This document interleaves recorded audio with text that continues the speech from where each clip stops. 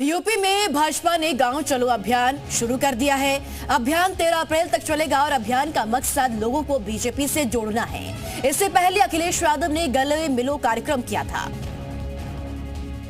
आने वाले पंचायत चुनाव और 2027 के यूपी में होने वाले विधानसभा चुनावों को लेकर समाजवादी पार्टी और भारतीय जनता पार्टी ने अभी से कमर कसना शुरू कर दिया है। जहां एक तरफ समाजवादी पार्टी होली और ईद मिलन समारोह के जरिए गले मिलो अभियान चला रही है, तो वहीं दूसरी तरफ भारतीय जनता पार्टी गांव चलो अभियान शुरू कर चुकी है। भारतीय जनता पार्टी के कार्यकर्ता नेता गांव में जाएंगे और यूपी सरकार की नीतियों का प्रचार करेंगे।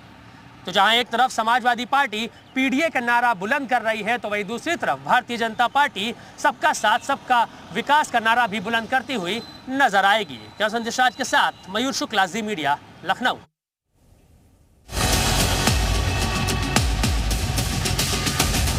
वोट अगर आपका मजबूत है तो चुनाव आपके पक्ष में है। योगी की कामयाबियों को बीजेपी 72 घंटों में 24 करोड़ जनता तक पहुंचाएगी।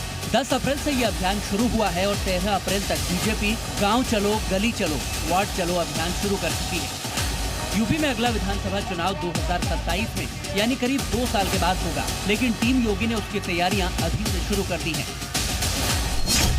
इस अभियान में बीजेपी के सांसद, विधायक, मंत्री से लेकर जिला पंचायत अध्यक्ष समेत नेता और कार्यकर्ता अपने इलाकों में हर घर तक पहुंचेंगे और जनता को ये बताएंगे कि योगी सरकार ने बीते 8 साल में क्या क्या काम किए हैं।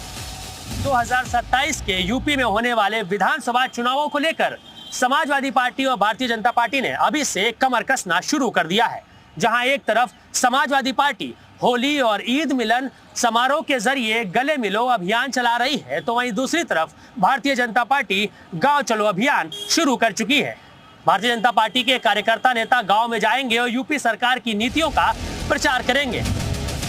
बीजेपी जिन मुद्दों को जनता के सामने रखेगी उसमें पहले नंबर पर जरूर यूपी की कानून व्यवस्था होगी, क्योंकि यूपी में जैसे ही कहीं पर गड़बड़ी होती है वहां पहले योगी फोर्स पहुंचती है और फिर बाबा का बुलडोजर स्ट्राइक करने आ जाता है।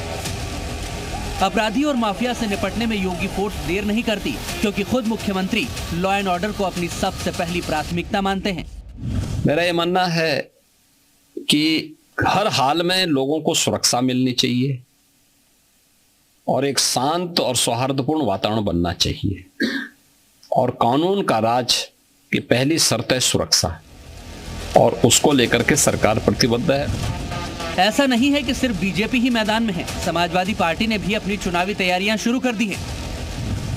बुधवार को अखिलेश यादव ने होली और ईद मिलन सद्भाव समारोह का आयोजन किया और इस कार्यक्रम के जरिए अखिलेश ने जनता को संदेश देने की कोशिश की है, और उसके अगले ही दिन बीजेपी ने 72 घंटों वाली तैयारी शुरू कर दी, यानी दोनों पार्टियों के बीच मुकाबला शुरू हो चुका है।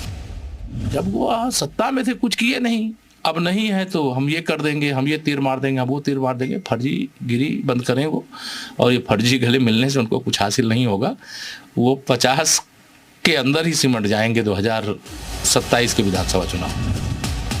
बीजेपी की प्लानिंग समझिए। इस अभियान के दौरान कार्यकर्ताओं से कहा गया है कि वो योगी सरकार के काम बताएं और साथ ही जनता से उनकी समस्याएं पूछें और उसका समाधान भी करें। यानी एक तरह से योगी की टीम पिछले करीब 3 सालों का रिपोर्ट कार्ड बताएगी और फिर यूपी के वोटरों से उनका फीडबैक लेगी।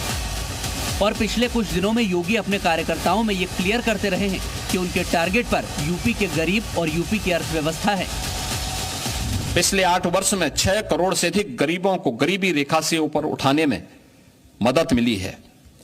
15 करोड़ उत्तर प्रदेश के वासी आज भी प्रतिमाह पिछले 5 वर्ष से फ्री में राशन की सुविधा का लाभ प्राप्त कर रहे हैं। गत वर्ष उत्तर प्रदेश में कुल जो टूरिस्ट आए थे वह 67 करोड़ आए थे, और लगभग इतने टूरिस्ट अकेले महाकुंभ प्रयागराज में इस वर्ष आए। यूपी में विधानसभा उपचुनाव में योगी ने बटोगे तो कटोगे का नारा देकर वोटर को अपने साथ किया। संभावना है कि 13 अप्रैल तक यूपी के वोटरों के मन की बात जानने के बाद टीम बीजेपी अपनी चुनावी तैयारियों के और भी करीब पहुंच जाएगी। लखनऊ से मयूर शुक्ला के साथ ब्यूरो रिपोर्ट, जी मीडिया।